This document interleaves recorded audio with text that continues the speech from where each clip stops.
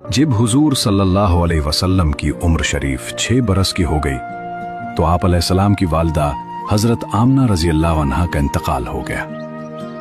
हजरत बीबी आमना की वफात के बाद हजरत उम्मे ऐमन आपको मक्का मुकर्रमा लाएं और आपके दादा अब्दुल मुत्तलिब के सुपुर्द किया, और दादा ने आपको अपने आगोश तरबियत में इंतहाई शफकत और मोहब्बत के साथ परवरिश किया और हजरत ऐमन आपकी खिदमत करती रहीं।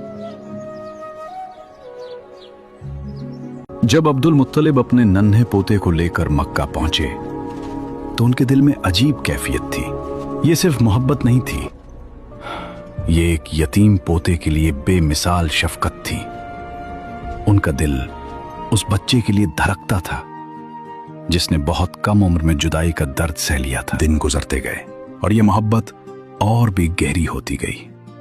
खाना काबा के साए में अब्दुल मुत्तलिब के लिए खास फर्श बिछाया जाता। उनके बेटे अदब से इस फर्श के इर्द गिर्द बैठते।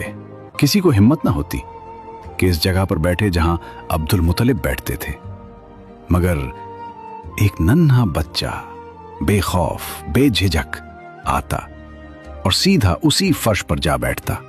ये कोई आम बच्चा नहीं था। जब चचा उसे हटाने की कोशिश करते तो अब्दुल मुत्तलिब फौरन फरमाते, मेरे इस बेटे को छोड़ दो, खुदा की कसम इसकी शान निराली है।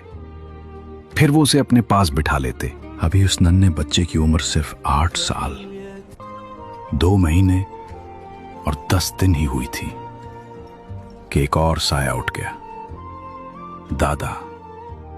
अब्दुल मुत्तलिब भी इस दुनिया से रुखसत हो गए। मक्का की सरजमीन पर वो अजीम हस्ती हमेशा के लिए खामोश हो गई, और यूं ये नन्हा दिल एक बार फिर तन्हा हो गया। मगर जाने से पहले अब्दुल मुत्तलिब ने एक अहम फैसला किया। उन्होंने अपने बेटे और उस बच्चे के चचा अबू तालिब को बुलाया और उन्हें वसीयत की कि इस अमानत का ख्याल रखना।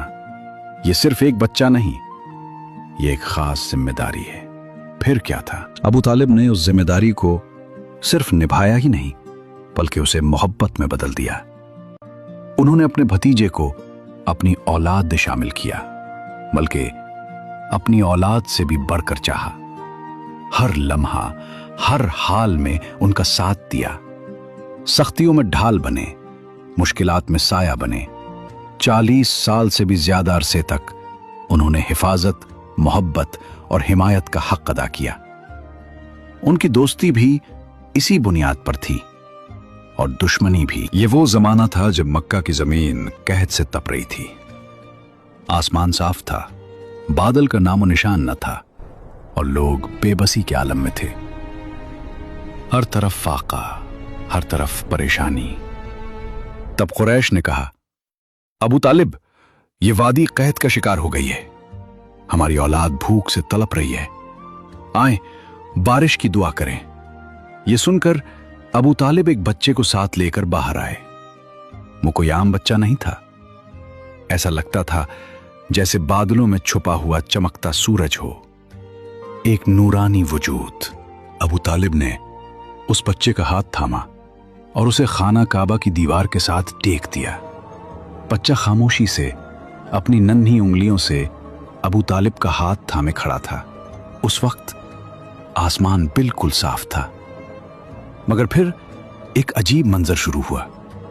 देखते ही देखते चारों तरफ से बादल उमड़ने लगे, हवा बदली, फजा बदली, और फिर ऐसी बारिश पुरसी कि वादी में सैलाब आ गया। खुश्क जमीन सरसब्ज हो गई। शहर भी और बयाबान भी जिंदा हो उठे। ये सिर्फ बारिश नहीं थी, ये एक निशानी थी, एक बरकत थी, जिसे देखकर दिलों ने गवाही दी कि ये बच्चा आम नहीं है।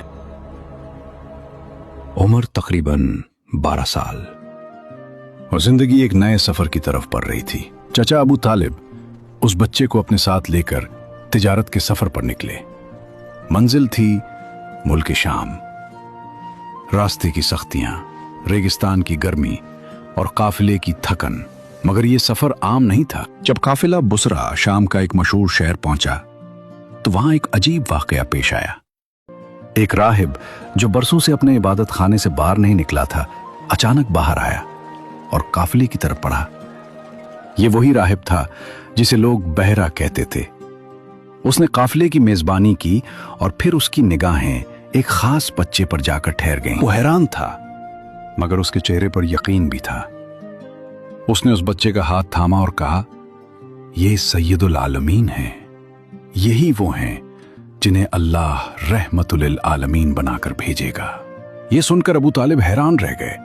उन्होंने पूछा, तुम्हें कैसे मालूम हुआ? राहिब ने जवाब दिया, जब तुम इस रास्ते से आए तो हर दरख्त और हर पत्थर झुक गया, और यह सजदा सिर्फ नबी के लिए होता है। फिर उसने कहा, मैं उन्हें महर नबूवत से भी पहचानता हूं, और हमारी किताबों में भी उनका जिक्र मौजूद है। यह सुनकर माहौल बदल गया। राहिब ने फौरन खबरदार किया, इन्हें वापस ले जाओ, शाम न लेकर जाओ, यहूद उनके दुश्मन हो सकते हैं। अबू तालिब के दिल में खौफ पैदा हुआ और मोहब्बत भी। उन्होंने फौरन फैसला किया और अपने भतीजे को कुछ मुहाफिजों के साथ वापस मक्का भेज दिया।